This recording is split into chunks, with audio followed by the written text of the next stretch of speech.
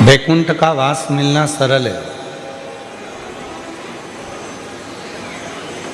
घर में गाड़ी और बंगले का मिलना सरल है।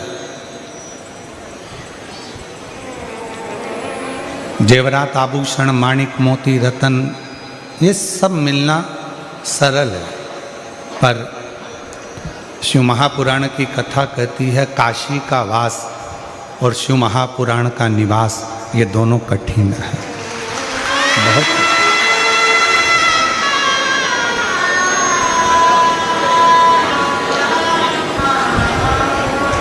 ये दोनों कठिन है।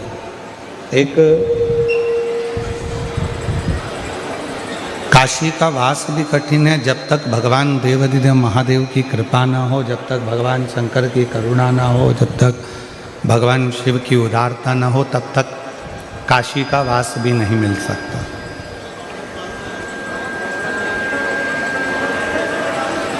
काशी का निवास नहीं मिल सकता। और ये आगे के चल रहा है।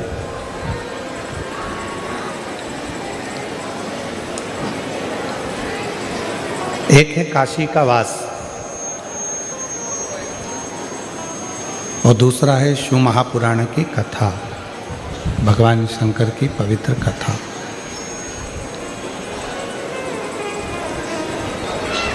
गाड़ी मिल जाएगी, बंगला मिल जाएगा, धन मिल जाएगा, दौलत मिल जाएगी, संपदा मिल जाएगी, सत्ता मिल जाएगी, वैभव मिल जाएगा, पर काशी का निवास और शिव महापुराण की कथा, ये दोनों जब तक भगवान शिव खुद आप पर कृपा ना करें तब तक ये दोनों चीज़ें मिल ही नहीं सकती, मिल ही नहीं।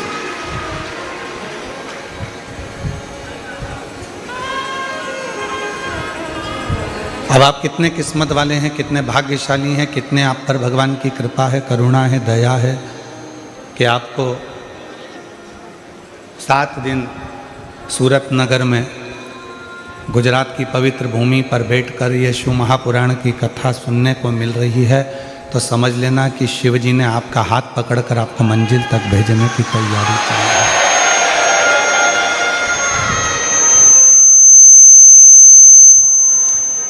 ये शिव की कृपा से, भगवान शंकर की करुणा से, उनकी उदारता से प्राप्त हुआ है।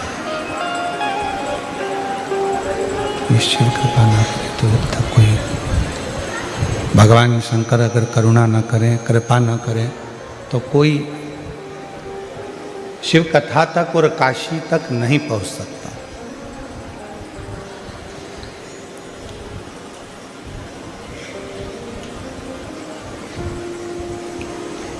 कई लोग कहते हैं कि हम कल कथा में जाएंगे, आज हमारे पास में समय नहीं मिला।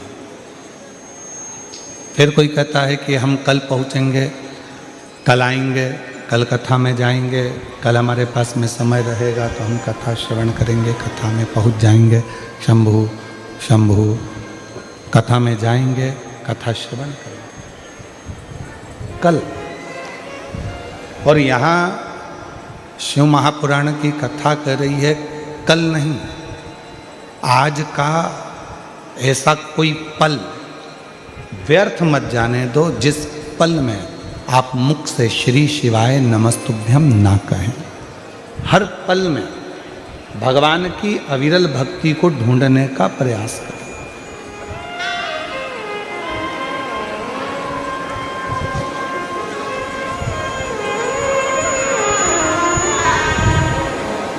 प्रत्येक पल में भगवान को खोजने का प्रयास करो, प्रत्येक पल में भगवान को पाने का प्रयास करो, प्रत्येक पल में शिव को प्राप्त करने का प्रयास करो, प्रत्येक पल।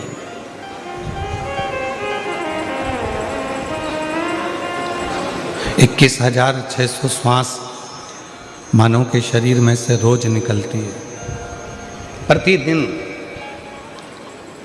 और 21,600 श्वास में से ऐसी कोई श्वास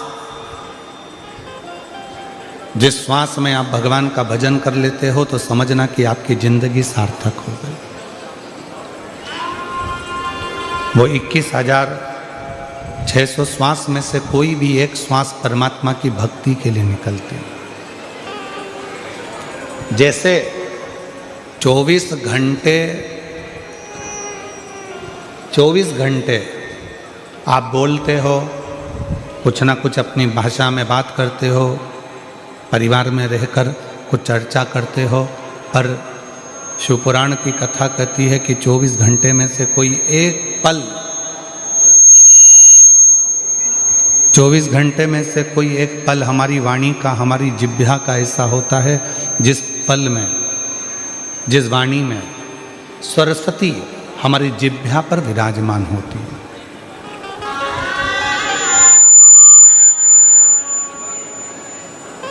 अब वो पल ना तो आपको मालूम है ना हमको मालूम है। उस पल का स्मरण ना आपको है ना हमको है कि वो कौन सा पल है जिस पल में सरस्वती मैया हमारी जिह्वा पर आकर बैठती है और जिह्वा पर बैठकर हम जो बोलते हैं वो पूर्ण होता है। ना हमको मालूम ना आपको मालूम। तो फिर शिवपुराण कहती है कि जब आपको ये नहीं मालूम कि सरस्वती किस समय पर आपकी जिह्वा पर आकर बैठेगी, कब वो बोलेगी, आपकी जिह्वा पर कब सरस्वती माता आकर बैठ जाएगी और उसकी वाणी सिद्ध हो जाएगी, तो शिवपुराण की कथा कहती है कि दिन भर में परमात्मा का नाम तो लो मना नहीं है, पर सबके लिए अच्छा बोलने का प्रयास करो। हो सकता है आपके बोलने से किसी का घर अच्छा हो जाए, किसी का परिवार अच्छा हो।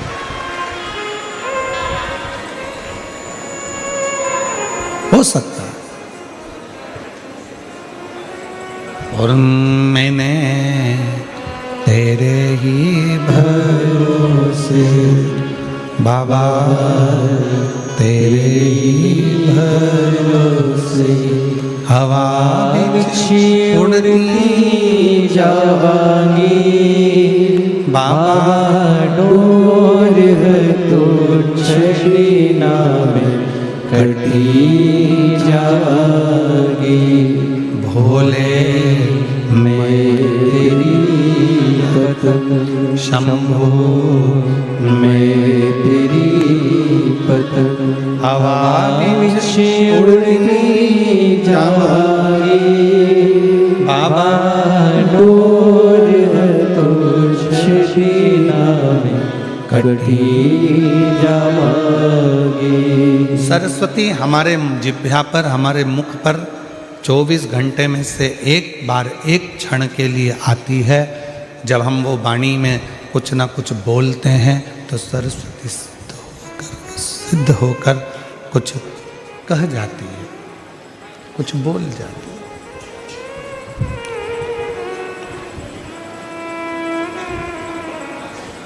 अब कब वो सरस्वती आएगी, कब वो वाणी निकलेगी, कब वो सरस्वती प्रकट होगी, कब वो वाणी निकलेगी, कब सिद्ध होगी, तो शिवपुराण की कथा कहती है कि हर पल, हर घड़ी, हर क्षण आप सबके लिए अच्छा बोलिए। सर्वे भवन्तु सुखी, सबके लिए।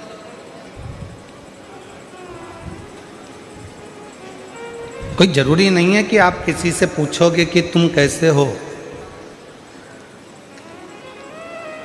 अपने वाले से पूछोगे कि तुम सब कैसे हो, दूसरे से भी तो पूछ सकते हो कि तुम सब कैसे हो।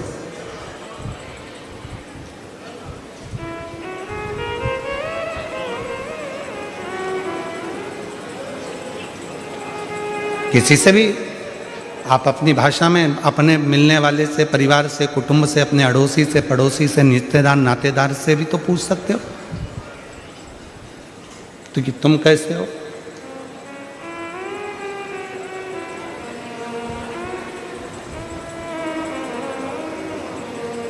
गुजराती भाषा में कहते हैं तमे बद्धा केम छो।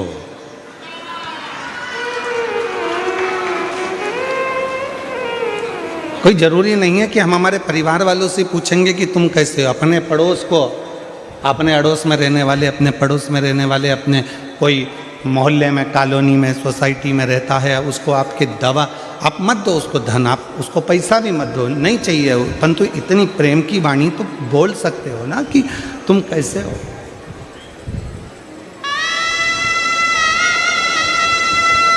कोई तकलीफ तो नहीं है। इतना तो कोई भी कह सकता है कि आप स्वस्थ रहें, खुश रहें, श्रेष्ठ रहें, आनंद में रहें। तुम्हें कोई तकलीफ तो नहीं, तुम्हें कोई कष्ट तो नहीं।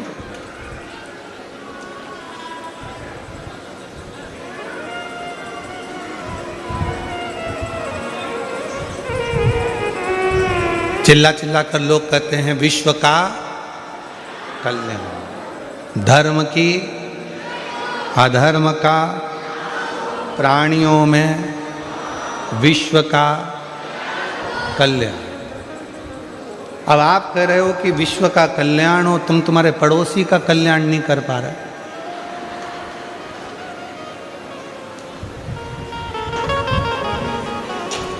अपना कल्याण कर पा रहे हो, केवल अपना। अभी इस कथा में ही देख लो ना, तुम दूसरी जगह तो जाने दो।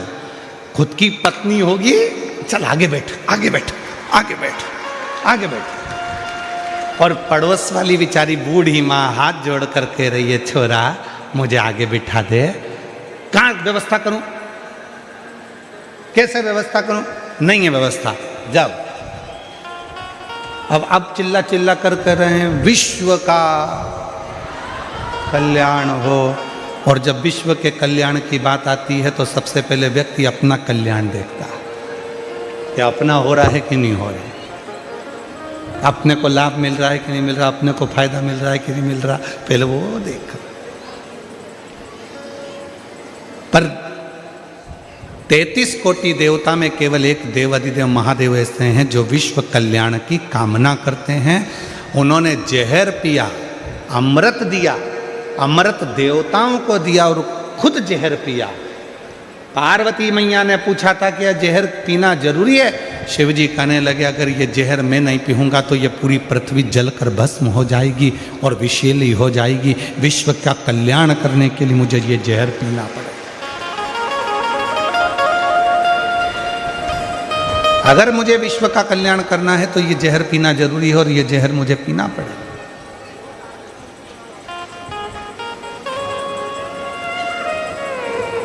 और इसको मुझे पीना है।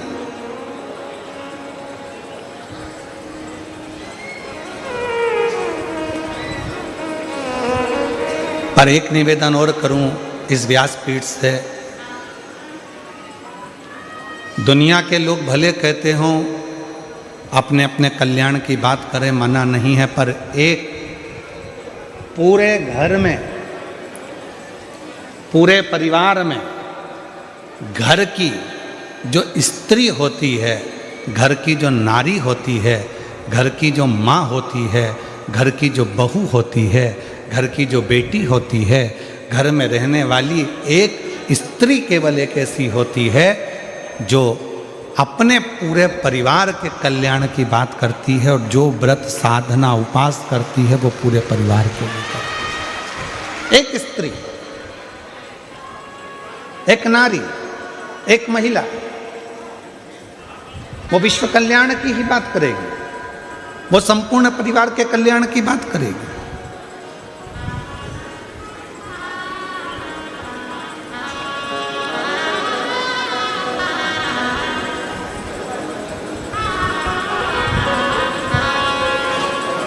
और शंभु शरणे पड़ी मांगू घड़ी रे घड़ी, दुख काटो दया करी दर्शन आपो।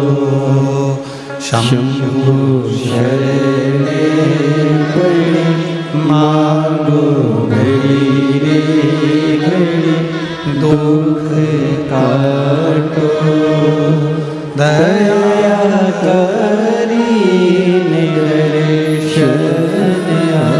केवल एक देव अधिदेव महादेव ऐसे हैं, भगवान शंकर वो गढ़दानी, त्रिकालदर्शी, कैलाशी, अविनाशी शिव ऐसे हैं जो विश्व कल्याण की कामना करते हैं। जहर मैं पी रहा हूँ, क्यों? पूरा विश्व आराम से जिंदगी जी सके, इन सबको अमृत प्राप्त हो सके। गले में सर्प मैं धारण कर रहा हूँ क्योंकि दुनिया के लोग इस सर्प को अपने घर में नहीं रख सकते। गंगा में धारण कर रहा हूं, क्योंकि ये दुनिया के लोग इस गंगा को पहचान नहीं पाएंगे, इसलिए इसको अपने मस्तक पर रखना जरूरी है।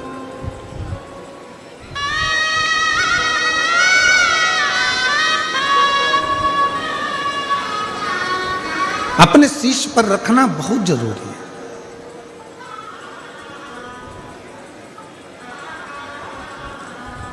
और किसका उद्धार मेरे शंकर भगवान ने नहीं करा? जरा विचार करिएगा। एक बड़ी सुंदर कथा शिव पुराण में आती है गजासुर की। गजासुर की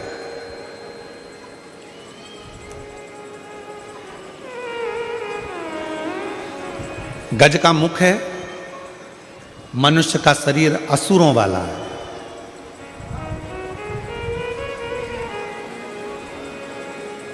और एक बार उसके मन में आ गया था कि शिव की आराधना के सिवा कोई सार तत्व दुनिया का नहीं है, तो उसने असुर होने के बाद भी भगवान शंकर की आराधना करी, शिव की साधना करी। शिव साधना में डूबा वो, भगवान शंकर की आराधना में डूबा वो गजासुर।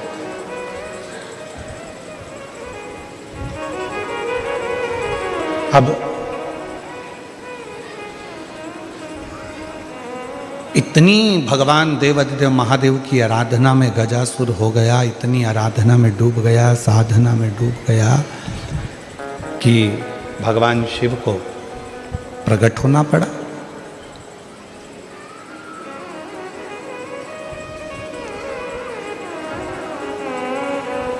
कितना सुंदर कहा है किसी ने, स्कंद पुराण में वर्णन मिलता है कि किसी भी देवता को अगर प्रसन्न करना है, भगवान नारायण को प्रसन्न करना है, ब्रह्मा जी को प्रसन्न करना है, इंद्र को प्रसन्न करना है, तो बहुत तप साधना व्रत करना पड़ेगा, तब जाकर भगवान ब्रह्मा, विष्णु, इंद्र, गरुण, वरुण, अरुण, ये सब बहुत तप साधना के बाद प्रकट होते हैं। पर शंकर भगवान को यदि प्रसन्न करना है और उनको प्रकट करना है तो बहुत व्रत तप साधना की जरूरत नहीं पड़ती। केवल एक लोटा जल शिव के मंदिर में लेकर जाना प्रारंभ कर दो, शिव प्रकट हो जाते हैं और प्रसन्न हो। शिव प्रकट भी होते हैं, प्रसन्न भी होते हैं। इसलिए सारी समस्या का हल एक लोटा जल। बोल बम का नारा है, श्री शिवाय नमः। शिव को पाना सब कुछ हो सकता है, बस तुम्हारा विश्वास, तुम्हारी श्रद्धा, तुम्हारी भक्ति, और तो उस भक्ति का बल तुम्हारे भीतर बढ़ाना पड़ेगा।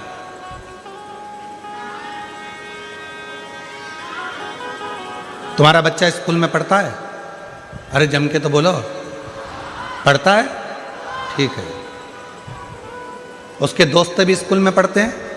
जो स्कूल में पढ़ने वाले बच्चे हैं वो उसके दोस्त होंगे, वो भी स्कूल में पढ़ते हैं।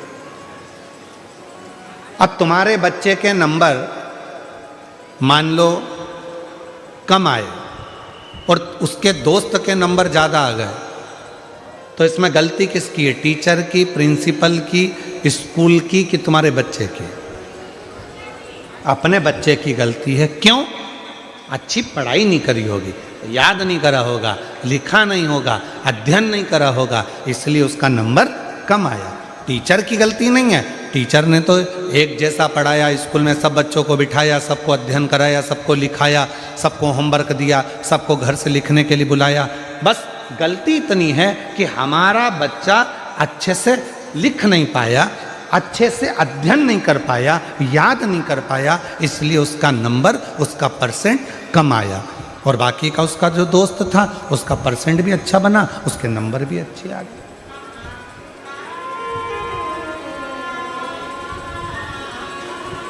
अब टीचर को तो आप दोष नहीं दे सकते, स्कूल को तो आप दोष नहीं दे सकते, प्रिंसिपल को आप दोष नहीं दे सकते। गलती बच्चे की है कि अच्छे से अध्ययन नहीं करा। परसेंट कब अच्छे नहीं आते? जब वो अच्छे से पढ़ता नहीं है, ध्यान नहीं देता है, अध्ययन नहीं करता, इसलिए उसका परसेंट घट जाता है। बस ये बच्चे की कथा नहीं, ये अपनी कथा है। अपन भी एग्जाम देने के लिए संसार सागर में आए हैं। जितना जितना मन लगाकर कर्म करेंगे, अच्छा कर्म करेंगे, अच्छा अध्ययन करेंगे और अच्छे से एग्जाम देंगे और सब अच्छे कर्म के साथ में लिखते हुए चलेंगे तो निश्चित है भगवान का इसमें कोई दोष नहीं होगा। परसेंट लाना हमारे हाथ में है, परमात्मा तो कॉपी चेक कर कर रिजल्ट बना दे।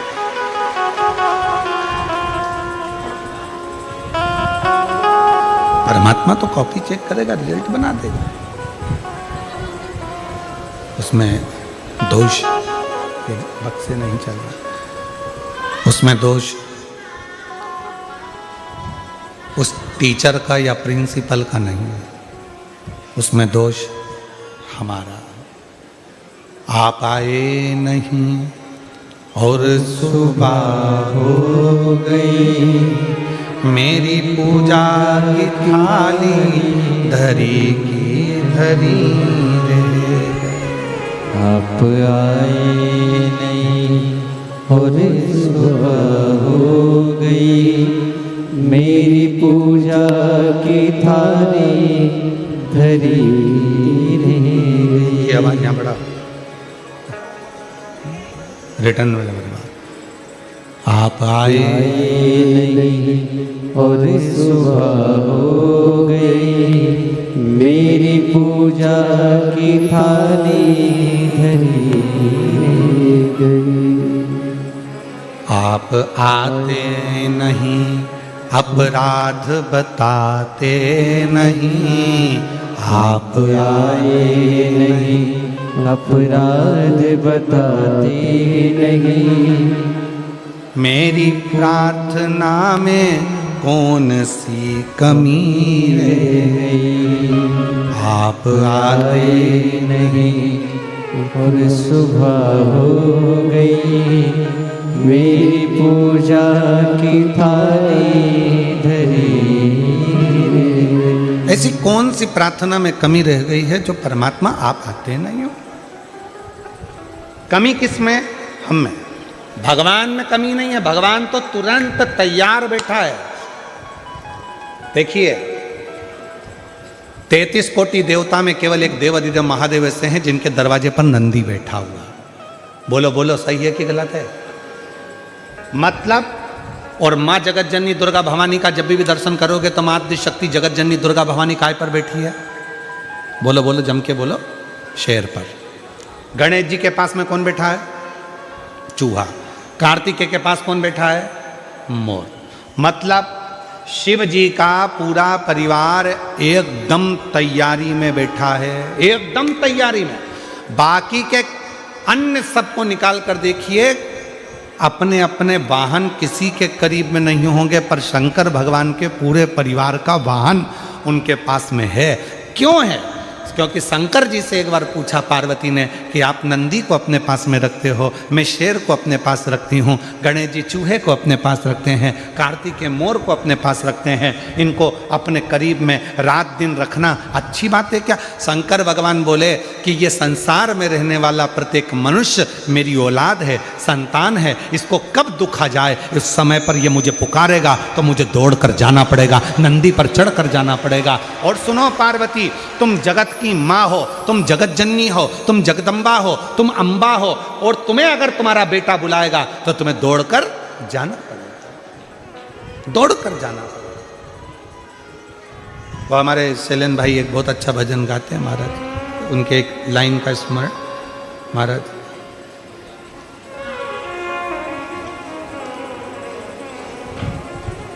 बेटा जो बुलाए माँ को,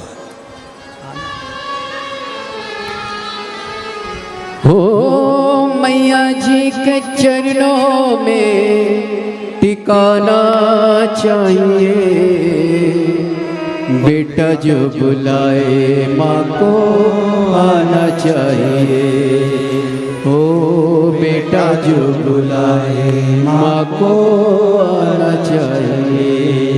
तो भगवान शिव कह रहे हैं पार्वती तो तेरे पास में सिंह इसलिए है, शेर इसलिए है कि जगत का अगर कोई बच्चा तुझे रात को पुकारे, दिन में पुकारे, जब पुकारे, तू माँ है, मैं पिता हूँ। और याद रखना, बच्चे अपना कमरा बंद कर कर सोते हैं, बेटे बहू अपना कमरा बंद कर कर सोते हैं, पर घर की जो बुजुर्ग माँ होती है, जो घर का बुजुर्ग बाप होता है, वो अपना कमरा कभी बंद कर कर नहीं सोता। उसे मालूम है मेरे बेटे बहू पोता पोती नाती पंती कब मुझे पुकारेंगे। एकदम दौड़ कर आ गए, दादी दादी दादी, तो मुझे उठना पड़ेगा, दादाजी दादाजी दादाजी उठना पड़ेगा, नाना जी नाना जी नाना जी उठना पड़ेगा। इसलिए घर का बुजुर्ग अपना कमरा बंद कर कर नहीं सोता, घर का बुजुर्ग अपना कमरा खोल कर सोता है, जिससे कोई आए तो मैं उठकर बैठ जाऊं। बहू का सिर दुखा, सास उठकर बैठ गई, बेटे का तकलीफ हुई, माँ उठकर बैठ गई, बेटी को तकलीफ हुई, माँ बाप उठकर बैठ गए। माँ बाप तुरंत तैयार रहते हैं। इसलिए शंकर भगवान के मंदिर में नंदी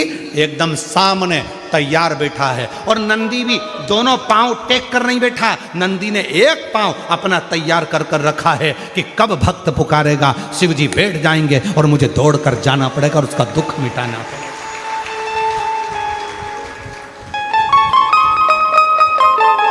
बेटा जो बुलाए माँ को आना चाहिए, हो बेटा जो बुलाए माँ को आना चाहिए, हो मैया जी के चरणों में ठिकाना चाहिए। इसमें एक लाइन शैलेंद्र जी और जोड़े, मेरे बाबा जी के चरणों में ठिकाना चाहिए, बबुआ जब बुलाए बाबा आना चाहिए, बबुआ जब बुलाए बाबा आना चाहिए। प्रेम से बोलो जय माता, सारे बोलो जय माता, शेरा वाली जय माता दी, पहाड़ों वाली जय माता दी, मेहरा वाली जय माता दी। और बेटा जो बुलाए माँ को आना चाहिए। बस इसलिए मेरे शंकर भगवान नंदी को अपने सामने रखते हैं। माँ जगत जननी दुर्गा भवानी से, स्वयं माँ शेरा वाली माता से एक बार माता लक्ष्मी जी ने पूछा, क्यों जगत जननी, हे दुर्गा भवानी, आप दिन रात शेर पर बैठी रहती हो, क्यों? मेरा शेर इसलिए तैयार रखती हूँ कि मेरी बेटी को, मेरे बेटे को ना जाने कौन सा दुख पड़ जाए और मुझे दौड़कर उसका कष्ट मिटाने के लिए जाना पड़ जाए। दौड़कर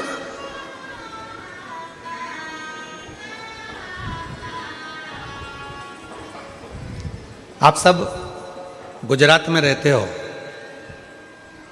सूरत नगर में कथा चल रही है, आपसे एक प्रश्न करना था, अगर उत्तर देंगे आप तो हम स्वीकार करेंगे।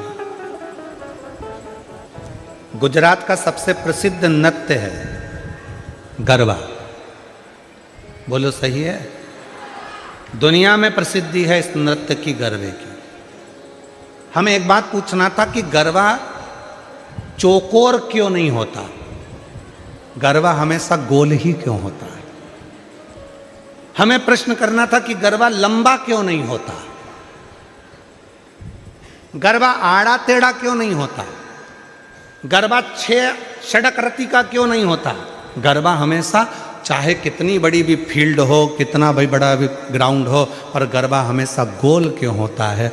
हमें केवल एक प्रश्न का उत्तर मेरे गुजराती भाई बहनों से चाहिए, और उत्तर दें तो अच्छी बात है कि गरबा गोल क्यों होता है। और आप लोग तो करते रहे हो, और बेटा जो बुलाए माँ को आना चाहिए। अब आप लोगों में से कितने लोग गरबे में गए, जरा हाथ उठाओ जरा। नवरात्रि में गरबे में कौन कौन जाता है? सब जाते हो? धरो धरो धरो, रख लो, तुम तो रख लो। चलो, तो अब तुम लोग जाते हो तो उत्तर जरा दीजिएगा कि गरबे में गोल क्यों घूमा जाता है, कारण क्या? महाराज, चौकोर में एक सिरा खत्म हो सकता है, लंबाई में एक सिरा खत्म हो सकता है, षडाकृति में एक सिरा खत्म हो सकता है, पर गोल आकृति में कोई सिरा खत्म नहीं होता। मतलब आस लगी रहती है कि मेरी जगत जननी जगदम्बा आएगी जरूर और मेरा दुखड़ा मिटाएगी। एक आस, और वो आस कभी जिंदगी में खत्म नहीं होना चाहिए।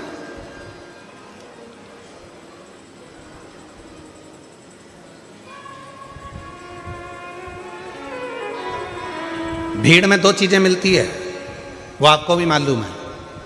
भीड़ में दो चीजें मिलती है, भीड़ में दो चीजें प्राप्त होती है। कौन कौन सी चीज मिलती है भीड़ में? एक मिलता है धक्का और दूसरा मिलता है धोखा।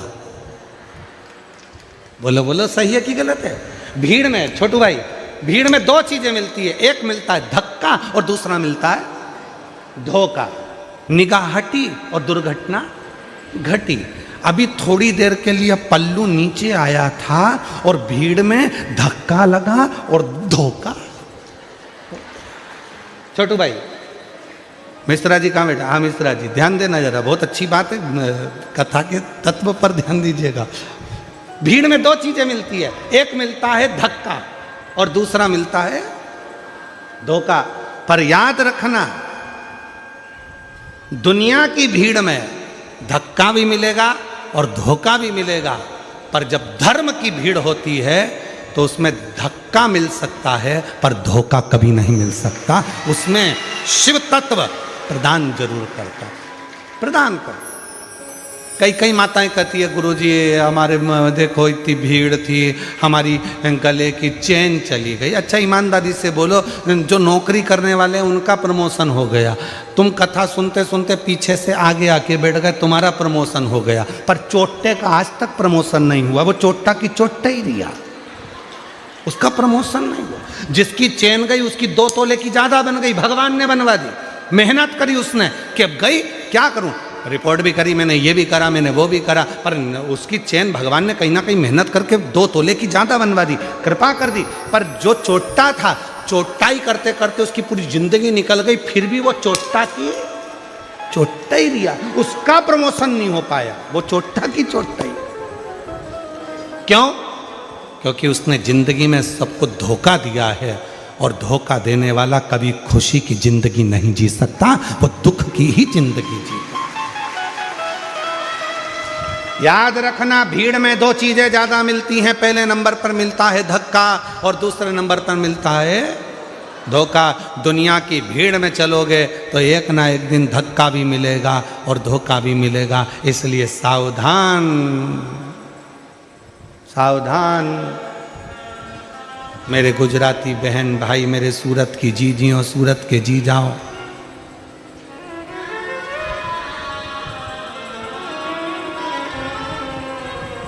सावधान।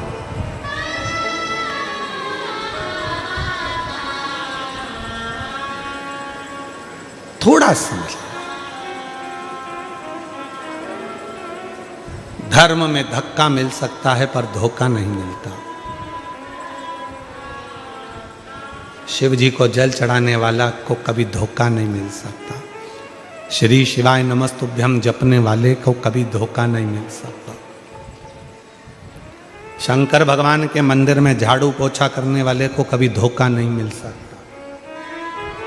और जिसने धोखा दिया है, एक ना एक दिन उसको रोते रोते तुम्हारे चरणों में आकर पांव पकड़ना ही पड़ेगा। अगर शिव भक्त के साथ धोखा किया, शंकर के भक्त के साथ अगर धोखा हुआ है, तो फिर एक ना एक दिन तुम वो चरण पकड़ेगा।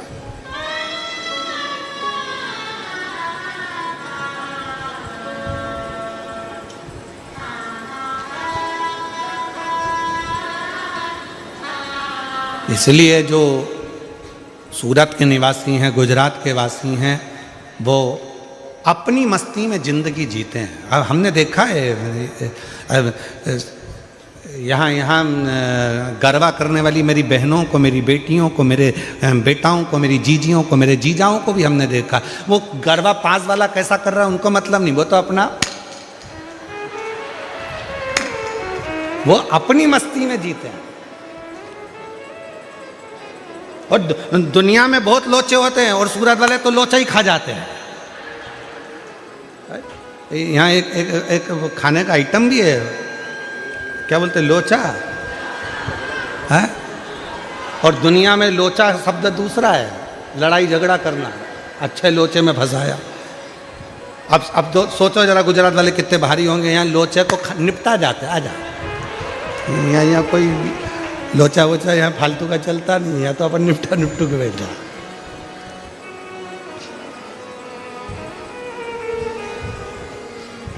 इसलिए महाराज शिव कथा कह रही है, भगवान शंकर का चरित्र कह रहा है। शिव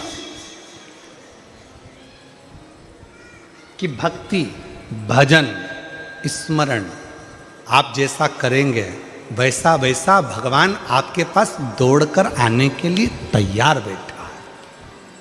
भगवान देरी नहीं कर रहा है, हमारी देरी। एक पत्र है, अच्छा है, देखो। अब कुछ नहीं मिला तो बिंदी के पत्ते पे लिख दिया, ठीक है, खिड़की भी है उसमें।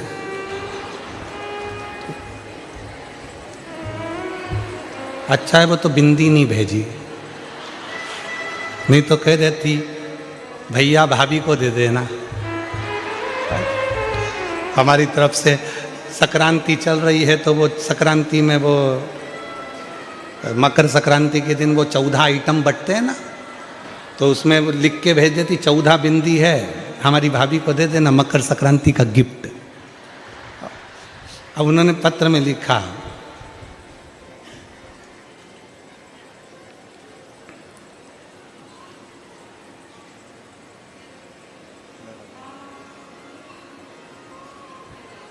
काजन क्या क्या, अब तुम जरा पढ़ो तो रहे, सब पढ़ो, चलो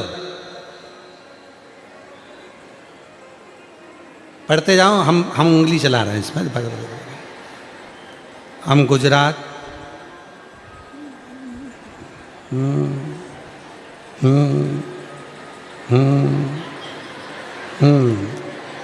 ठीक है। एक समझ में आ गया, गीता बेन और चेतना बेन और मीना बेन और पुष्पा बेन, ओ भाई इत्ती बेन, गजब। मेरा मोबाइल नंबर ये है, 4 बेन नंबर 1। मैं अगली साल सूरत कथा में आई थी। हम सब ने हमारे बच्चों की शादी के लिए जो कथा सूरत में हुई थी वहाँ पर प्रणाम कर कर बाबा से विनती करी थी। हम सब ने अपने बच्चों की शादी के लिए, मतलब ये चारों बहनों ने अपने अपने बच्चों की शादी के लिए प्रार्थना करी थी। और गुरुजी आज हम बाबा को धन्यवाद देने के लिए आए हैं कि हमारी सारी बहनों के छोरा छोरी की शादी हो गई, सबकी हो गई। इसीलिए हमने मिलकर एक ही पत्र लिखा है। ये पत्र तो नहीं है,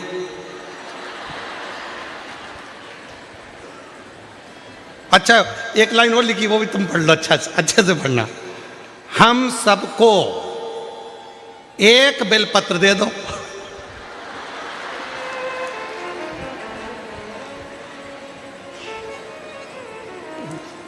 अच्छा आ जाओ, चारों आ जाओ, दूंगा एक ही। आ जाओ, कौन कौन सी बहन है, चलो नाम पढ़ो। गीता बेन, चेतना बेन, मीना बेन, पुष्पा बेन, ये सब बेन जो है 4। परंतु गांव का नाम भी पढ़ लें, नहीं तो 4 बहन और कोई सी आ जाए। तो ये पाटन जिला लिखा है क्या? अच्छा, पाटन जिला राघव जो भी लिखा है आप समझ गए ना। तो ये चारों बहन जहाँ बैठी है आ जाए। बहुत अच्छा पत्र है आपका, बड़ी प्रसन्नता है। शिव कृपा कैसे करते हैं? तो इन बहनों ने पत्र के माध्यम से ये कहा कि हम पिछली कथा में आए थे, बाबा को अपने मन का भाव कहा था और एक साथ ग्रुप बनाकर हमने जो बाबा से विनती करी थी, हमारे बाबा ने वो विनती स्वीकार करी और हमारे बच्चों का विवाह कर दिया। ये स्वीकृति। आप शिव जी के पास जा रहे हो, शंकर भगवान के पास जाकर एक लोटा जल चढ़ा रहे हो, शिव जी से प्रार्थना कर रहे हो, भगवान शंकर से अनुरोध कर रहे हो, शिव जी को जाकर अपने मन का भाव कर रहे हो, तो बाबा उसको स्वीकार कर रहा है, शिव उसको स्वीकार।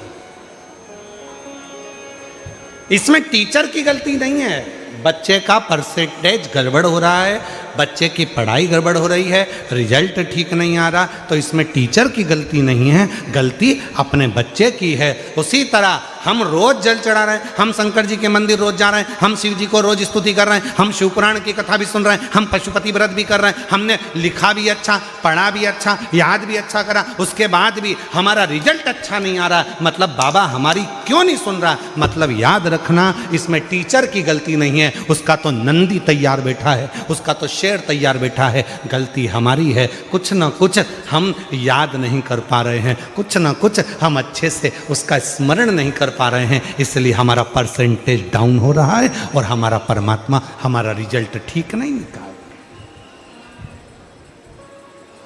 कोई कोई चीज ऐसी रहती है जिसको बच्चे को सिखाना नहीं पड़ता है।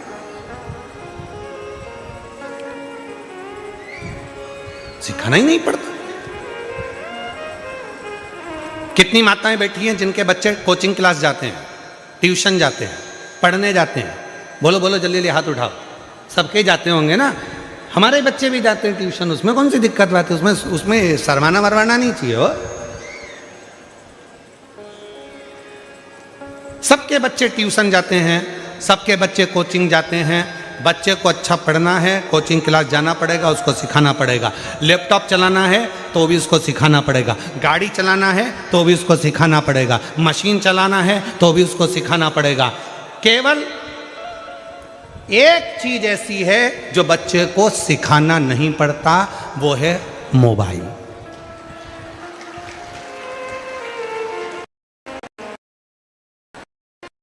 किसी ने पूछा क्यों गुरुजी, बच्चे को लैपटॉप चलाना सिखाना है, कंप्यूटर चलाना सिखाना है, मशीन चलाना सिखाना है, गाड़ी चलाना सिखाना है, बच्चे को अच्छी पढ़ाई सिखाना है, बच्चे को सब कुछ सिखाया जाता है, पर मोबाइल चलाना कोई नहीं सिखाता तो भी बच्चे सीख जाते हैं। ये कैसे सीख जाते हैं? हमने कहा श्रीमद् भागवत में चरित्र आता है अभिमन्यु की धर्मपत्नी उत्तरा का।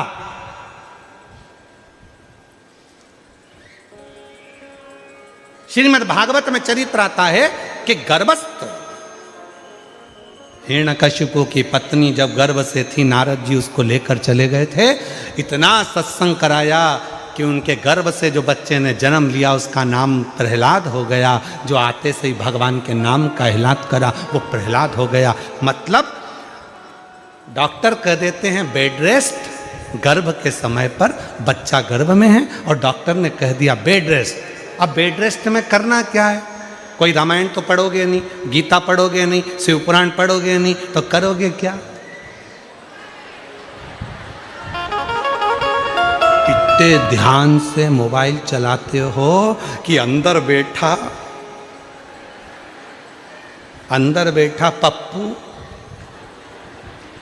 वो पूरी ध्यान लगाकर, तुम सोच रहे हो कि मैं देख रही हूं मोबाइल, नहीं, वो अंदर से देख रहा, पूरा ज्ञान ले रहा है मोबाइल का।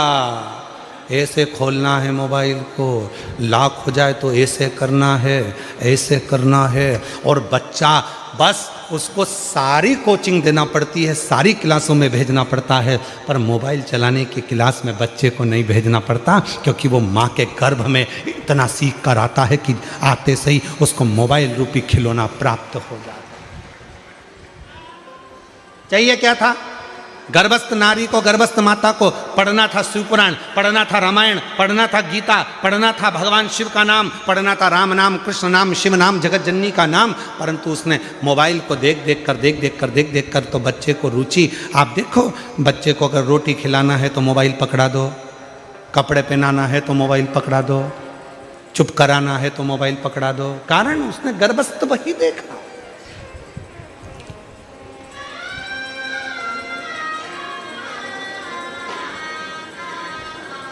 इसलिए मेरी जीजियों, मेरे जीजाओं, मेरी बेटियों, बेटाओं, मेरे बुजुर्ग माँ बाप, हाथ जोड़ निवेदन करूं आप सबसे कि अपने घर की बहुओं का जब जापे का समय हो, गर्भस्थ समय हो, मेरी जीजियों, तुम्हारी सास भले तुमसे ना कहे, तुम्हारा ससुर तुमसे ना कहे, तुम्हारा पति तुमसे ना कहे, फिर भी अगर गर्भ में बच्चा हो तो थोड़ी देर भगवान की अच्छी अच्छी किताबें पढ़ा करो। हमारे राष्ट्र के सैनिकों का चरित्र पढ़ा करो, राष्ट्र रक्षकों का चरित्र पढ़ा करो, जिससे हमारा बच्चा जन्म ले तो छत्रपति वीर शिवाजी और महाराणा प्रताप जैसा जन्म।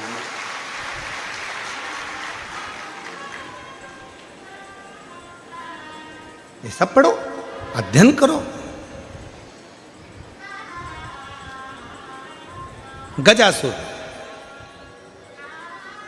हाथी का मुख है, असुर का शरीर है, पर किसी के मुख से सुन लिया था कि भगवान का भजन करा जाए, शिव जी को राजी करा जाए तो सब कुछ मिल सकता है।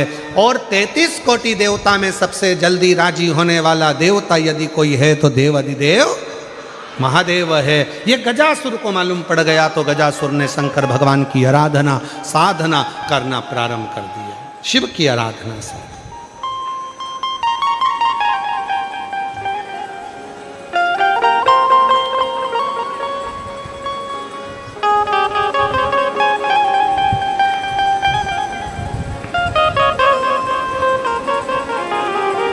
और महादेव नमन चरणों में स्वीकार कीजिए, सबका किया है मेरा भी उद्धार कीजिए, उद्धार कीजिए।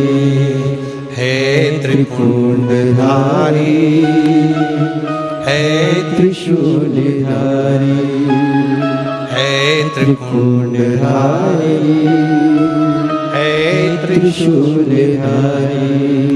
चरणों में तेरे बाबा जी पावन है चारों धाम, चरणों में तेरे बाबा जी पावन है चारों धाम। तेरी देव करते वंदना पूजे सीतारा, हो जाए पूरी कामना, हो जाए पूरी कामना। उपकार कीजिए, सबका किया है मेरा भी उद्धार कीजिए, उद्धार कीजिए। है त्रिपुंडधारी, है त्रिशूलधारी। सब पर कृपा करता है, जिस भावों से जो पुकारता है उस पर करुणा करता है। गजासुर ने तपस्या करना प्रारंभ कर दी। भगवान शिव प्रकट हो गए, मांग ले तुझे क्या चाहिए, क्या दिया जाए तुझको।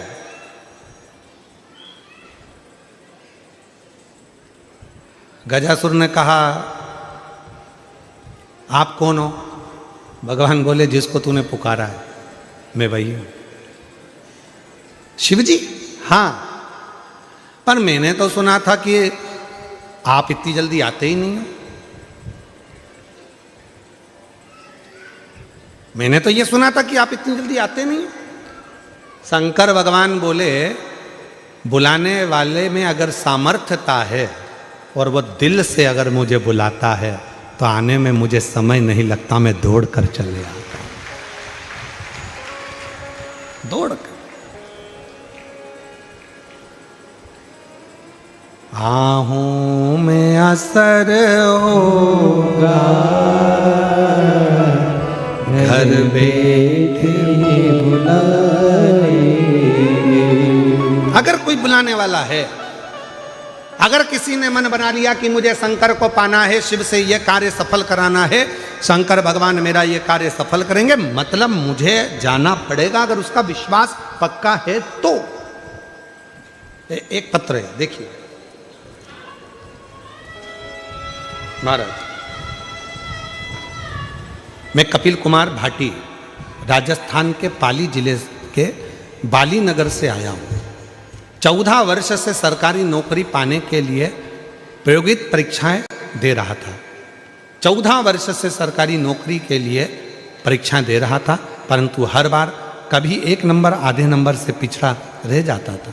आपकी कथा सुनकर प्रेरणा मिली और अपनी माता जी के साथ कुबेरेश्वर धाम आकर भोले बाबा के दर्शन किए। बाबा से प्रार्थना की कि मैंने परिश्रम किया, मेरी माता जी ने पशुपति के 5 व्रत किए, 1 लोटे जल में बल है, मैंने साक्षात महसूस किया है। आपके बताए इस उपाय से मेरे जीवन को खुशियां से भर दिया। 2 वर्ष पूर्व मैं आपकी कथा में आया था उज्जैन, जो शिक्षक भर्ती परीक्षा मैंने उस समय दी थी। सुना था कथा के पंडाल में बैठकर जो मांगते हैं वो मिलता है। उज्जैन की कथा में पहुंच गया, पंडाल में बैठा, कथा सुनी।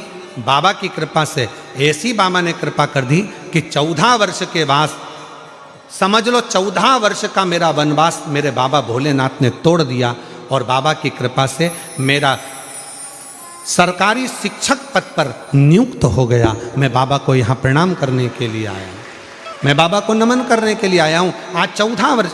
एक पत्र और है।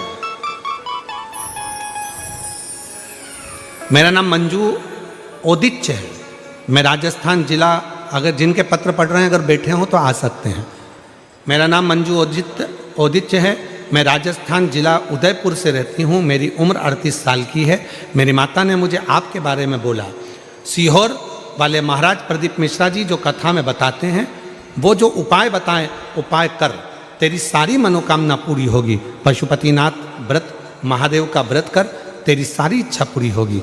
मेरे एक पड़ोसी ने भी मुझे बोला, मेरी माता ने भी मुझे वीडियो बताए और व्रत करने का संकल्प मैंने ले लिया। आदरणीय गुरुदेव, मैंने आपके बताए अनुसार पशुपतिनाथ का व्रत किया। फिर जो मैंने 2009 से मैं कई परीक्षाएं दे चुकी थी पर उसमें मुझे सफलता नहीं मिल रही थी। 2022 में पहली बार आपकी कथा पर विश्वास कर कर, पशुपति व्रत कर कर, कथा के पंडाल में बैठकर कथा सुनी और बाबा की कृपा से, आज शिव जी की कृपा से मैं माइंस अधिकारी के पद पर नियुक्त हो गई। मैं बाबा को धन्यवाद देने के लिए आई हूं कि मेरी गवर्नमेंट जॉब लग गई। मैं शिव को प्रणाम करने, ये शिव भक्ति है।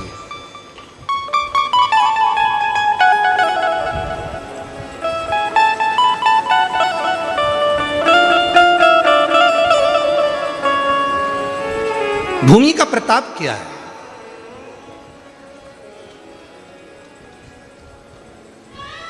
कितना प्रबल प्रताप होगा भूमि का, जरा विचार करिएगा।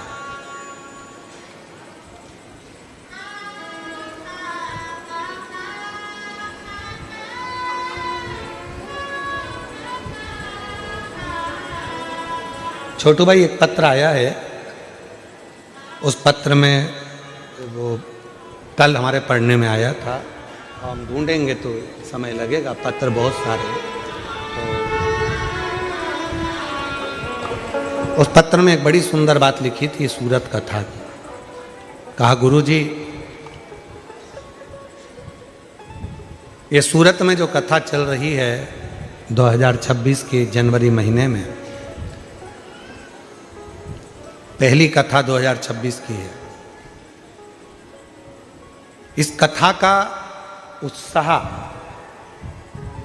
इतना ज़्यादा है जनमानस में, कहा कि किसी के यहाँ जाकर नहीं कहना पड़ा कि आप कथा में आना, और सबको सूचना थी, सबके घर में मेहमान आकर रहने लगे।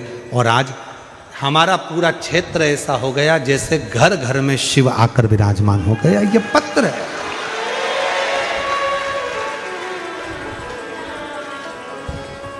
मैं साधुवाद देता हूँ सेंगर जी आपको भी, मैं साधुवाद देता हूँ मिश्रा जी आपको भी, छोटू भाई आपको भी, और महाराज जी लड्डू गोपाल गौशाला के स्वामी जी को भी धन्यवाद देता हूँ। सहजता सरलता से है।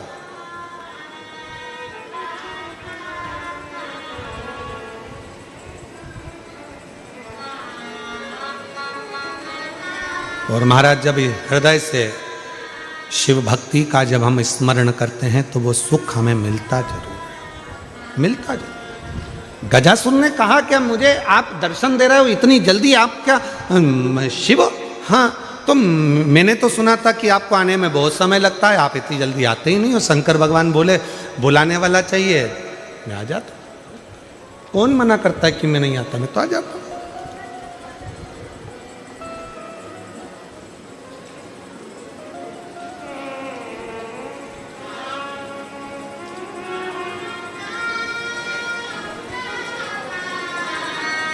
बस उसको जब दिल से आप पुकारेंगे, बुलाएंगे, वो दिल से आपकी ओर दौड़ कर आता है, दौड़ कर। और सुन के भक्तों की पुकार, शिव जी को अपने मन का भाव कहें। ये कथा जो सूरत में चल रही है, 10 जनवरी को विराम हो जाएगी। 16 जनवरी से 22 जनवरी तक 1 बजे से 4 बजे तक लेप्रेसी ग्राउंड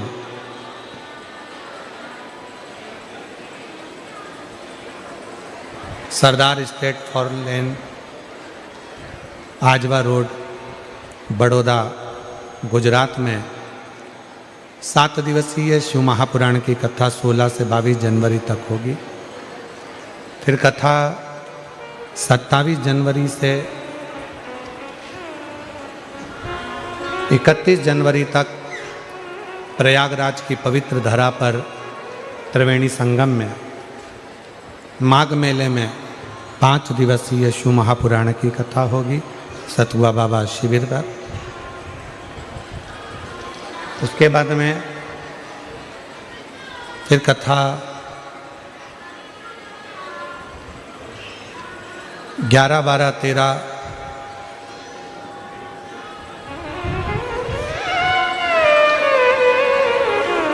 डबरा मध्य प्रदेश में रहेगी 3 दिवसीय शिव महापुराण कथा।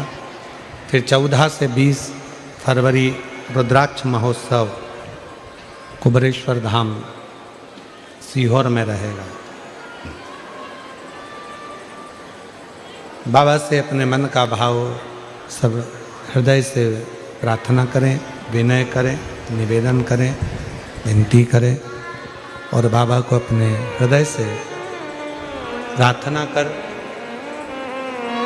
मन का भाव वैश्य का।